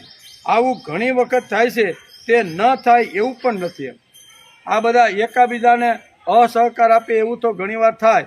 ધ્યાન ધરવા માટે બેઠા, મનને એકાગ્ર કરવા માટે બેઠા, ત્યારે ઇન્દ્રિયો એને સહકાર આપે જ એવું નથી. બરોબર? ઇન્દ્રિયોની અંદર ઘણો બધો ચળવાટ ઘણીવાર ધ્યાન ધરતી વખતે ઘણીવાર આવો ચળવાટ ઘણીવાર ઉપડી જાય છે. તેથી મન ઘણીવાર અસહકાર કરે એવું પણ બને. જ્યાં મન કામ કરશે ત્યાં ઇન્દ્રિયો કામ કરશે જ એવું નહીં. આવું ઘણી વખત થાય છે, ન થાય એવું નથી. તેથી ઘણા ધૂની માણસો હોય તે આપણી તરફ જોતા હોય પણ તેમના મગજમાં વિચારો બીજે ક્યાંક ચાલતા હોય છે. આપણે એકબીજા સામું જોતા હોઈએ છીએ અને મીઠાપુર આપણા ધ્યાનમાં આવે, કાં લાઠી આવે, બેઠા હોય અહીંયા એકાબીજાની સામે જોતા હોય પણ આપણું મન ક્યાં પહોંચ્યું હોય છે? આપણું મન લાઠીમાં પૂગી ગયું હોય છે કે હાલો આ માવઠું થયું, 15 વીઘાના ઘઉં રહી ગયા હતા, એની હાલત શું થઈ ગઈ છે. એટલે બેઠા છીએ આપણે ખુરશી ઉપર પણ જાય મન ક્યાં? મીઠાપુર. કે મીઠાપુર સારું થયો, વરસાદ થઈ ગયો ને, ઢેફા બહુ ઉખડ્યા હતા. પણ સમાચાર આવ્યા કે ભાઈ આ ઢેફા ઓગળીને આમ એકદમ કૂણી માટે. મન ક્યાં પૂગી ગયું? બેઠા છે વડલા હેઠે. પણ આવી રીતની ઇન્દ્રિયો પણ ઘણીવાર મનને સહકાર ન આપે, મન ઘણીવાર આવી રીતની ઇન્દ્રિયોને સહકાર ન આપે. એવું તો થતું રહેવાનું છે. તેથી મન ઘણીવાર અસહકાર કરે એવું પણ બને. જ્યાં મન કામ કરશે ત્યાં ઇન્દ્રિયો કામ કરશે જ એવું નથી. તેથી ઘણા ધૂની માણસો હોય તે આપણી તરફ જોતા હોય પણ મન ક્યાં હોય? ખુરશી ઉપર બેઠા હોય શાંતિથી. આપણું આખું શરીર પણ આપણું અહીંયા જ હોય ને. શરીર લઈને તો બેઠા છીએ પણ શરીર લઈને બેઠા છીએ પણ મન ક્યાં પહોંચતું હોય? મન 1000 કિલોમીટર, 500 કિલોમીટર. આફ્રિકા હમણાં મારે જવાનું છે તો છોકરા તો બહુ આગ્રહ કરે છે પણ મારી ઈચ્છા નથી. મન દોડી જાય કે નહીં? ભલે ની 5-6 હજાર કિલોમીટર અહીંથી આફ્રિકા થતું હોય પણ બેઠા છીએ ખુરશી ઉપર ને એક મનમાં વિચાર આવ્યો એટલે મન અહીંથી છૂટું થઈને ક્યાં પૂગી ગયું? નકર ઇન્દ્રિયો તો અહીં બેઠી જ છે, શરીર તો આપણું ખુરશી ઉપર બેઠું છે. એટલે ભગવાનનું આ કહેવાનું છે કે એકાબીજા ચારમાંથી એકાબીજાને સહકાર આપે એવું નથી, બરોબર? એકાબીજા સહકાર ન પણ આપે એમ કે. તેથી કર્મ એટલે કે કર્મયોગીની કર્મ કરવાની શૈલી કેવી હોય તે આ શ્લોકમાં ભગવાને બતાવી. કર્મયોગીની કર્મ કરવાની શૈલી પદ્ધતિ કેવી હોય તો એ કીધી છે.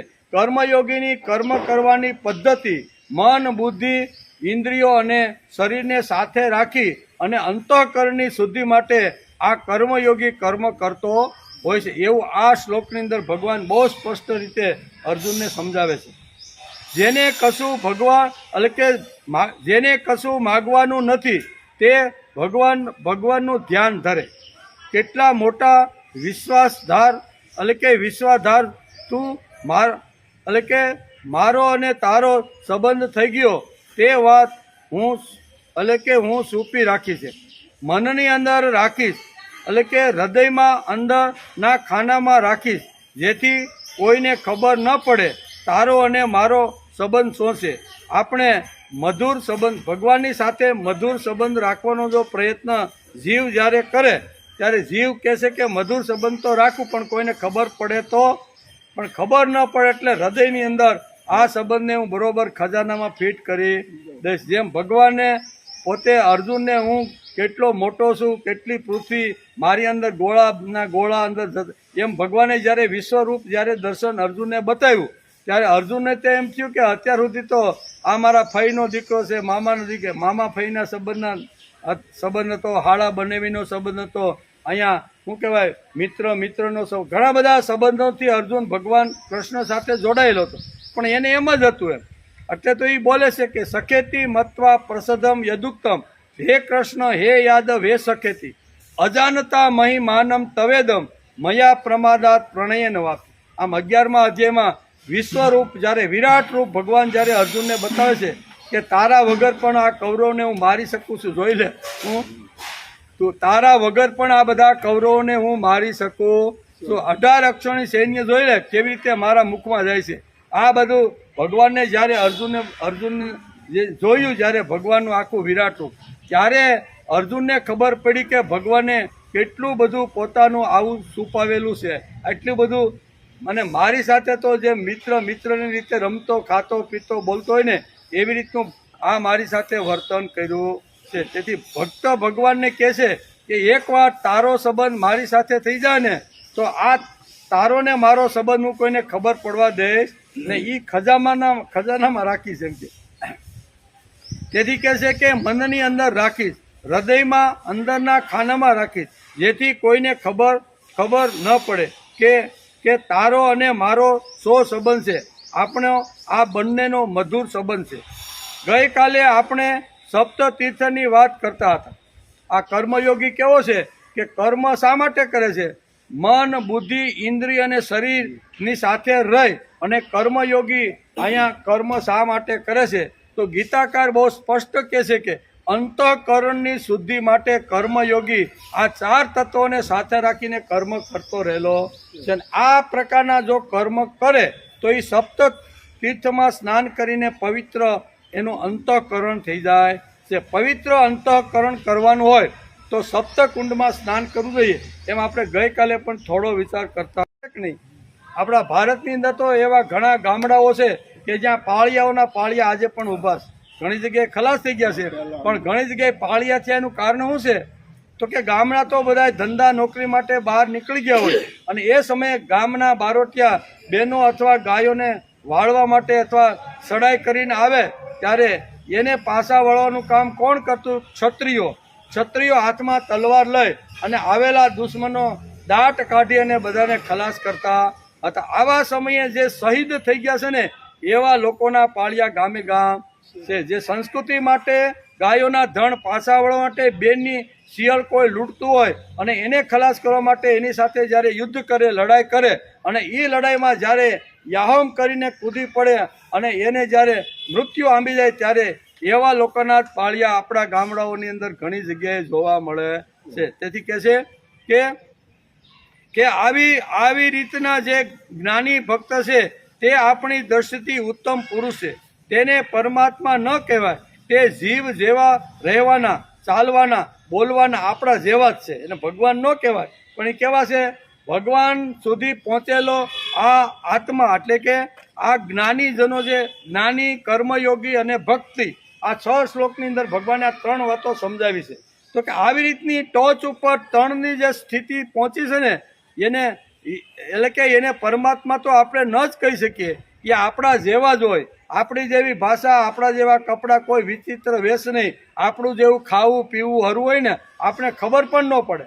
અર્જુનને ખબર પડી 80 વર્ષ સુધી ભગવાન સાથે અર્જુન રહ્યો.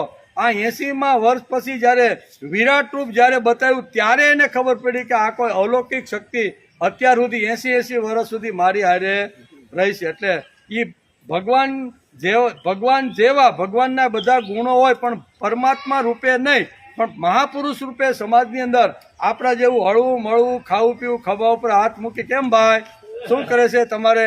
ગઈકાલે જે હું તમારે ઘરે આવ્યો ત્યારે જે ગાય વિયાવાની હતી, વિયાઈ ગઈ કે નહીં?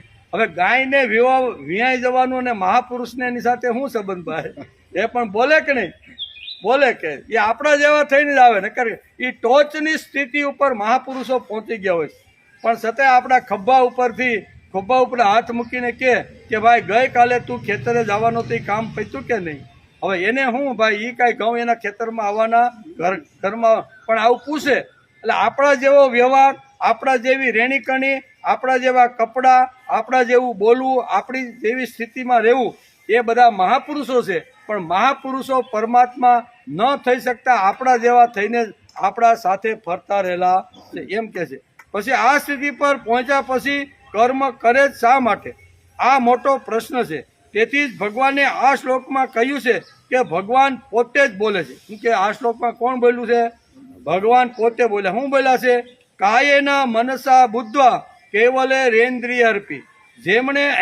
જેમણે સાધારણ મનુષ્ય પોતાના માને છે તે શરીર, ઇન્દ્રિયો, મન, બુદ્ધિ વાસ્તવમાં કોઈ પણ દ્રષ્ટિએ પોતાના નથી. મળેલા છે એ મળેલા મન, બુદ્ધિ, શરીર ને ઇન્દ્રિયને કોઈ હલાવતું રહેલું છે, કોઈ ચલાવતું રહેલું છે. એમ અહીંયા કહે છે કર્મયોગી આવી રીતનું માનતો રહેલો છે.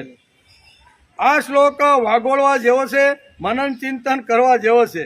તેથી આપણે આ વાગોળવાનો પ્રયત્ન કર્યો. આવતીકાલે આપણે જ્યારે આવશું ત્યારે 5મા અધ્યાયના 12મા શ્લોકમાં ભગવાન આગળ કહે છે કે અનન્ય અને વ્યતિરેક, એટલે કે વ્યતિરેક કર્મયોગના મહિમાનું ભગવાન આ 12મા શ્લોકની અંદર ભગવાન સમજાવવાના છે. એનો વિચાર આપણે આવતીકાલે. તેથી ગઈકાલે આપણે આપણા અંતઃકરણની શુદ્ધિ માટે સપ્તતીર્થની વાત જોઈ. 7 તીર્થોમાં જ્યારે હું નાવશું ત્યારે ભગવાન મારું જીવન એટલે કે પરાકાષ્ઠની ટોચે આવી જાય છે.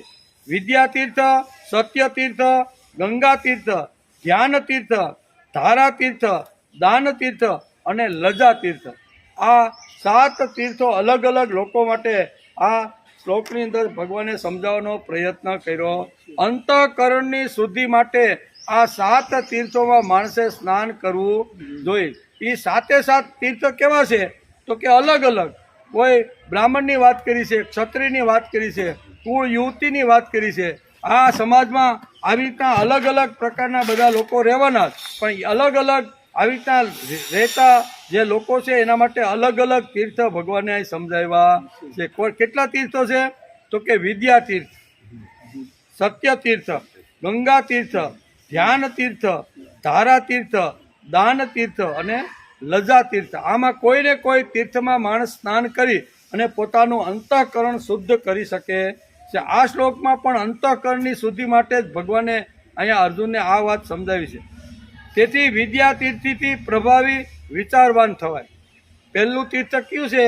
તો કે વિદ્યાતીર્થ. વિદ્યાતીર્થનું પરિણામ અથવા એનું ફળ શું છે? તો એના ફળની પણ વાત કરીએ. એકવાર વિદ્યાતીર્થમાં જ્ઞાન વિદ્યા એટલે જ્ઞાન, એ જ્ઞાનના તીર્થમાં જો ધોબાકો મારે અને દુનિયાનું બધું જ જ્ઞાન મને મળી જવું જોઈ એવી વાત કરી અને કોઈ પણ જગ્યાએથી જ્ઞાન મેળવવાનો જો પ્રયત્ન કરે તો એનું પરિણામ શું આવે તો કે વિદ્યા તીર્થથી માણસ પ્રભાવી વિચારવાન થઈ જાય, બધી સારી વાતો સાંભળી બુદ્ધિની અંદર સ્ટોર કરી મનથી વિચારે અને આચારમાં લાવીને ઇન્દ્રિયો દ્વારા જો એ કર્મ કરવા લાગે તો શું થાય છે, એ વિચારવાન પ્રભાવી થઈ જાય છે. પછી સત્ય તીર્થથી કેવળ વ્યવહારિક નહીં કે પ્રામાણિક પણ નહીં પરંતુ આધ્યાત્મિક પ્રામાણિકતા માણસની અંદર આવી જાય છે. આધ્યાત્મિક પ્રામાણિકતા એટલે શું છે તો ઘણીવાર આપણને એમ થાય કે હાલો નહીં બાપા વડલા હેઠે, એટલે કે ભાઈ હવે જો મેળ પડશે ને આપણે સાંજે જઈ કે ભાઈ બાપા કાલ તમે આવશો વડલા હેઠે, એ ભગવાન જો જીવાડશે ને હાજો નરવો રાખશે ને તો આપણે વડલા હેઠે 100% આવશું. પછી હળવેકથી આપણે કહીએ બાપા અમે જાય છીએ તો કે હા મારી દીકરીના લગ્ન કે આવતા વર્ષે છે ને એટલે અત્યારેથી હું ભેગું કરવા માંડ્યો. હવે એને વરસ પછીની ખબર છે કે હું જીવવાનો છું, અહીંયા એમ કહે છે કે મને જીવતો રાખીએ તો હું વડલા હેઠે આવીશ. એટલે આપણે કેવા થયા, અપ્રમાણિક થયા ને. 1 વર્ષ પછી પોતાની પૌત્રી કે પુત્રીના લગ્ન થવાના હોય તો એની ચિંતા ઘરડો ખુરશી ઉપર બેઠો બેઠો ચિંતા કરે, પણ આપણે હળવેકથી કહી બાપા કાલ આવ્યો ને એ તો જીવતા રાખશે તો જીવતો તને રાખશે કે તો આ 1 વર્ષ પહેલાની હું કામ તૈયારી કરીશું હું આપણે એનો અર્થ જો આપણે કેવા છીએ અપ્રમાણિક છે. પ્રમાણિકતાથી માણસે આ બોલવાનો પ્રયત્ન કરવો. બીજા બધા માટે આપણે આવી રીતનું કરીએ પણ ભગવાનની વાત આવે, અધ્યાત્મની વાત આવે, ભક્તિની વાત આવે ને ત્યાં શું કરીએ આપણે ટાંટિયા ટૂંકા કરી નાખીએ સહી એમ કે. તેથી ઘણીવાર આવું થાય ને. પછી બીજી વાત છે ગંગા તીર્થથી પ્રેમ પ્રવાહને ઓળખનાર અને તેનો અનુભવ લેનાર આવી તો માણસ બની જાય છે. ગંગા તીર્થમાં શું થાય છે, ગઈકાલે આપણે જોતા હતા બરાબર ને કુકુટ ઋષિની વાત કે એની અંદર સ્નાન કરવા શું થાય તો દુનિયાના કરેલા પાપો એ શરીર સ્નાન ગંગામાં કરે એટલે ગંગાની હાલત કેવી થઈ જાય, કુરૂપ થઈ જાય બરાબર ને. એટલે ગંગામાં સ્નાન કરીને માણસ પોતાના આવી રીતના પાપ ધોવે છે એમ કે. બીજું ગંગાનો એક શબ્દ એક અર્થ થાય ગમ્યતે પ્રાપ્યતે ભગવત એન સા ગંગા. ભગવાન સુધી મને જે વિચાર લઈ જાય, જે કૃતિ લઈ જાય, જે સંબંધ લઈ જાય અથવા જે પ્રયોગ મને પ્રભુની સુધી જે લઈ જાય છે ને એને ગંગા તીર્થ કહેવામાં. ગમ્યતે પ્રાપ્યતે ભગવત એન સા ગંગા. ગંગાનો એક અર્થ આપણા શાસ્ત્રકારોએ આ કર્યો છે 24 કલાક ભગવાન ગંગા સ્વરૂપે મારી જીવ ઉપર અભિષેક કરતો રહેલો કે આ ગંગાનો પ્રેમ પ્રવાહ છે. અને એ પ્રેમ પ્રવાહ 24 કલાક માણસને મળે છે અને એ જો મળતો બંધ થઈ જાય તો 4 જણાના ખંભે રામ બોલો ભાઈ થાય કે નહીં થાય. તો 24 કલાક ભગવાનનો જે પ્રેમ પ્રવાહ છે ને એ મને જીવતો રાખે છે. એવા ભગવાનને રોજ માણસે યાદ કરી લેવું. સવારે ઉઠો પ્રથમ ભગવાન યાદ આવો જોઈએ, બપોરે જમતી વખતે ભગવાન યાદ આવો જોઈએ, રાત્રે જે વખતે થાયકો પાયકો પથારીમાં આવું ને ત્યારે પણ મને મારો ભગવાન યાદ આવવો જોઈએ. એટલે આ ગંગાનો પ્રેમ પ્રવાહ છે. એટલે પછી ધ્યાન તીર્થથી ભગવાન માટે ધ્યાનાકર થવાય છે. ધ્યાન એકવાર આખી જગતને છોડી દીધું અને ધ્યાન આસન ઉપર બેસીને ધ્યાન કરવા લાગ્યો ત્યારે ભૂતકાળ ભવિષ્યકાળ અને વર્તમાન છોડી અને મારા જે ભગવાન છે ને એ ભગવાનની અંદર માણસે એકાગ્ર થવું. આ થાય તો શું થાય છે તો કે 100% મનની શુદ્ધિ થઈ જાય છે. અંતઃકરણની શુદ્ધિ કરવી હોય તો એના માટે એક જ રસ્તો છે અને એ એટલે ધ્યાન. આખા જગતને ભૂલી, વ્યવહાર ભૂલી, સંસાર ભૂલી, બધું જ ભૂલી અને 5-15 મિનિટ કે અડધો કલાક સુધી હું ને મારો ભગવાન કેવળ. આ કેવળ શબ્દ પણ ભગવાને આ શ્લોકની અંદર વાપરો. કેવળ એટલે કેવળ હું ને મારો ભગવાન, બીજો વચ્ચે કોઈ નહીં, વ્યવહાર નહીં, સંસાર નહીં, સંબંધ નહીં, કોઈ પણ વસ્તુ નહીં કે કોઈ પણ આવી રીતનો સંસાર નહીં. એ બધું છોડીને ભગવાનની સાથે રોજ માણસને 5-15 મિનિટ કે અડધો કલાક બેસતા આવડવું જોઈએ. ભલે બીજા મોટા ઘણા કામો કરતા હશું, ઝાડવા વાવવા જતા હશું, ઘણાને પાણી પાવા જતા હશું, ઘણાને સારી ઔષધિ લઈને દવા, પણ એ બધું તો આપણે કરવાનું છે. પણ આ જો ન કરતા હશું ને તો કોઈ દિવસ અંતઃકરણની શુદ્ધિ થવાની નથી. અંતઃકરણની શુદ્ધિ માટે એક જ રસ્તો છે અને તે ધ્યાનાકર્ષણ. અહીં ભગવાને બહુ સ્પષ્ટતા કરી છે. ત્યાર પછી કે છે દાન તીર્થથી પોતે ખલાસ થાય એવી રીતનું દાન આપવું જોઈએ. જમણો હાથ આપે તો ડાબાને ન ખબર પડે, ડાબો આપે તો જમણા. એવી રીતે દાનનો ધનાઢ્ય શબ્દ વાપર્યો કે ધન સંપન્ન માણસો છે એને ભગવાને આપેલી જે વિત્ત શક્તિ છે ને એ વિત્ત શક્તિ ખબર ન પડતા બીજાનું કલ્યાણ કેમ થાય. ડાબો આપે તો જમણાને ન ખબર પડે ને એવી રીતે આપે એ દાન એનું તીર્થ બની જાય છે. નકર આપણે આપ્યા હોય 2000 રૂપિયા કે 5000 પણ 500 લોકોને કહી હું કહી કે ફલાણું સારું કામ થતું હતું ને આપણે અહીંયા 2000 રૂપિયા લખાય. હવે કહેવાની શું જરૂર છે ભાઈ? કદાચ 2000 રૂપિયા તે વાપરા, ભગવાને તને થોડીક સંપત્તિ આપી છે તો સારા કામમાં વાપર નહીં ભાઈ, બરોબર ને? જે નથી આપી તો ન વાપરે તો કાંઈ વાત, પણ એને આપ્યું છે તો એને વાવલવાની જરૂર બહુ નથી, પણ કરે થોડું અને બોલે. તેથી આપણું ગીત છે ને શું છે? થોડું બોલું ને કરું વૃત્તિ જાજી, પ્રભુ થાય રાજી. ભગવાનને જો રાજી કરવાનો હોય તો અવાજ કર્યા વિના કામ કરો. આ ગીતાનો મેઇન જે આખો જે ગીતાનો સાર છે ને, ગીતાનું આખું જે કોઈ હૃદય હોય અથવા ગીતાનો જો સાર હોય ને તો આ છે, અવાજ કર્યા વગર કામ કરો. કોઈ પણ કામ હોય, આધ્યાત્મિક હોય, ધાર્મિક હોય, સાંસ્કૃતિક હોય, વ્યવહારિક હોય, સામાજિક હોય, કોઈ પણ કામ કરી ત્યારે આપણો અવાજ હોવો જોઈએ ને. અવાજ એટલે મેં કર્યું, મારાથી થયું, મેં આપ્યું, મેં કર્યું, આ બધો મોટા મોટા કરે થોડું અને અવાજ કેવો મોટો. તેથી અહીં કહે છે કે દાન તીર્થથી પોતે ખલાસ થઈ જાય, પોતે ખલાસ થઈ જવાનું અને એવી રીતનું આપી દે એમ. અને છેલ્લું છે લજા તીર્થ. હાથનું જે તીર્થ છે કે છે લજા તીર્થ.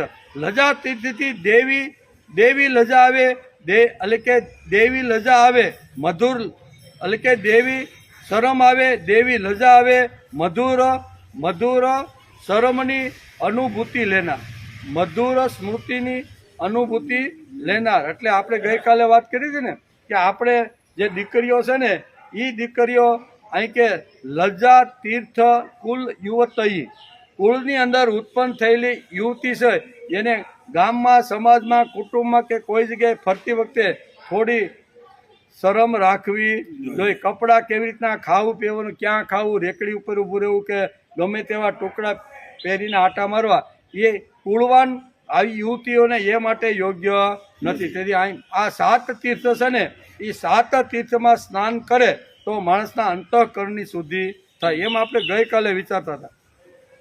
ભગવાન આ શ્લોકમાં કહે છે કે કર્મયોગી આસક્તિ ત્યજીને કુશળ મમત્વ ભાવ રાખ્યા વગર ઇન્દ્રિયો, શરીર, મન અને બુદ્ધિ દ્વારા અંતઃકરણથી શુદ્ધિ માટે પણ સપ્તતીર્થમાં સ્નાન કરે છે. બરોબર? સપ્તતીર્થમાં સ્નાન શા માટે કરવું? મારે અંતઃકરણને શુદ્ધ કરવાનું છે. અંતઃકરણને શુદ્ધ કરવું હોય તો આ વાતો જીવનમાં લાવવાનો હળવે હળવે પ્રયત્ન કરવો જોઈએ, ફાસ્ટ નહીં એમ. સને પંથા સને કંઠા સને પર્વત મસ્તિકા સનેર વિદ્યા સને વિતમ પંચેતાની સને સને. આમ આપણું શાસ્ત્ર કહે છે. તેથી આપણો આદર્શ પુરુષ કોણ?